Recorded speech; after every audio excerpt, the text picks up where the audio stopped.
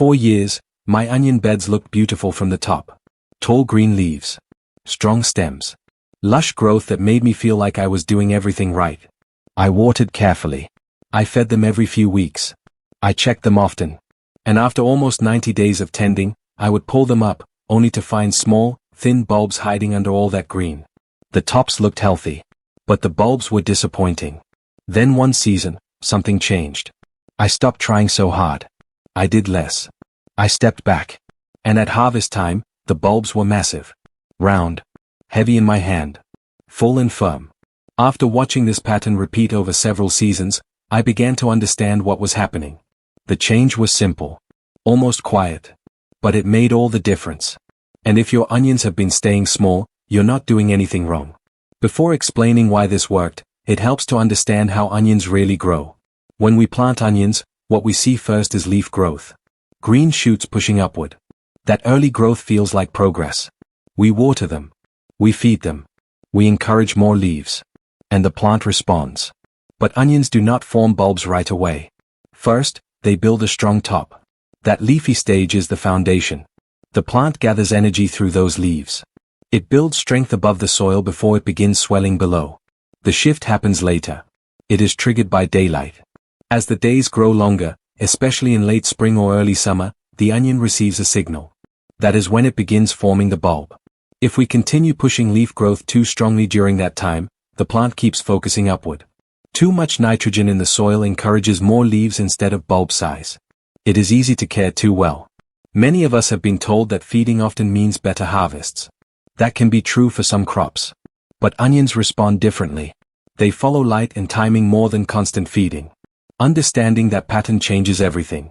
The method I now use might sound lazy at first. But it is actually intentional.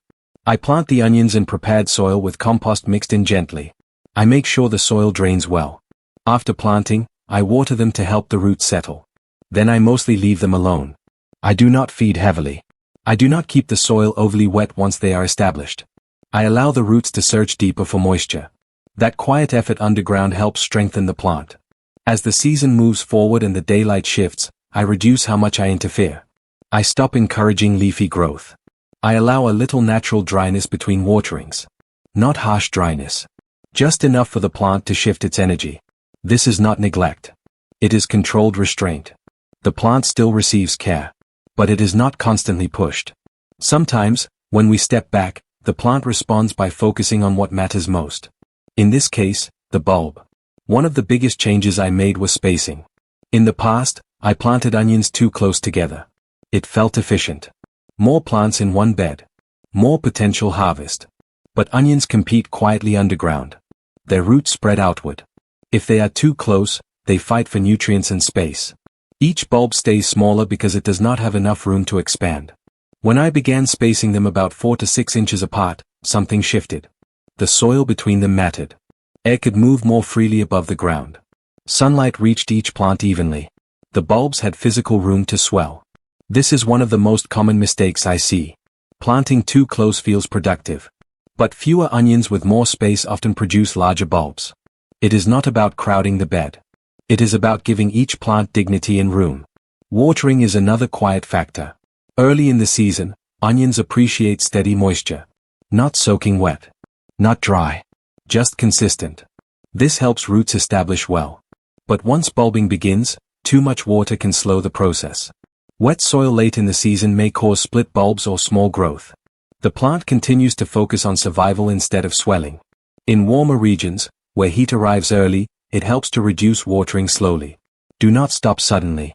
A gradual change allows the plant to adjust without stress. In colder climates, especially where spring soil stays damp, drainage becomes important. Soggy soil can limit oxygen around the roots. Raised beds often help in those conditions, but even in-ground gardens can improve with loose soil and compost. If this feels confusing, that's okay. The key idea is gentle balance. Moist early. Slightly drier later. Observing the soil with your hand tells you more than any schedule. Onions do not need daily attention. They need thoughtful timing. Feeding is where many gardeners unintentionally slow their harvest. Nitrogen makes leaves grow tall and thick. That green growth feels like success. But too much nitrogen keeps the plant in leaf mode. After about 6 weeks, I stop adding nitrogen-rich fertilizer.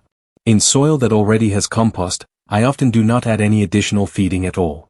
The nutrients already present are usually enough.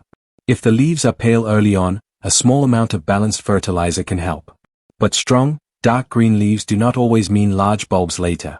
In raised beds, especially where drainage is limited, heavy chemical fertilizers can build up quickly. That can stress the roots. If you choose to feed, do so lightly. Compost works gently and slowly. It supports the soil without overwhelming it. Sometimes doing less feeding leads to stronger bulbing. The plant shifts its focus when it is not constantly encouraged to grow upward. By mid-season, the bed begins to look calmer. The leaves stand tall but not overly thick. The soil feels slightly firm between waterings. There is no constant adjustment. Then something subtle happens. The base of the plant begins to widen. You may see the top of the bulb pushing against the soil. The neck, where leaves meet bulb, feels thicker. And later, you notice the leaves slowly leaning. They fall over naturally. Not from damage. Not from disease. Just from maturity. That falling of the tops is a signal many people ignore. When most of the tops bend on their own, it is time to stop watering completely. The plant is finishing its cycle. Allow the bulbs to sit in the soil for a short time after the tops fall, as long as the weather is dry. In humid regions, it helps to pull them and let them cure in a well-ventilated area. Airflow matters more than heat. In dry regions, curing happens more quickly. A shaded porch or open shed works well. The outer layers tighten. The neck seals. The bulb becomes firm and storage ready. This final stage requires patience more than effort. No bending daily. No constant checking. Just watching. When I lifted my onions after following this slower approach, the difference was clear. The bulbs were round and solid. Not oversized in an unrealistic way. Just full. Satisfying. Worth the wait. The leaves had not been forced. The soil had not been constantly disturbed. The plants had been allowed to follow their natural timing. Effort does not always equal better results. In fact, with onions, too much effort can delay what we want most. Gardening at this stage of life should not feel exhausting. It should feel steady, observant, gentle.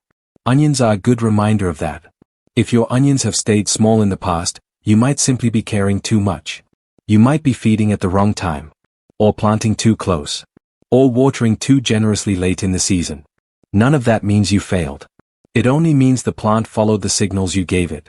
If you've grown onions before, I'd be curious to know how much space you gave them and how often you watered during bulbing season. Sometimes small changes bring surprising results.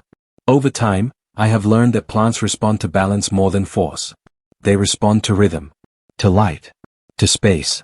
When we plant with room, when we feed lightly, when we reduce watering at the right time, when we trust the signals the plant gives us, the bulbs grow quietly beneath the soil. Sometimes the strongest growth comes when we step back. Do less. Get more.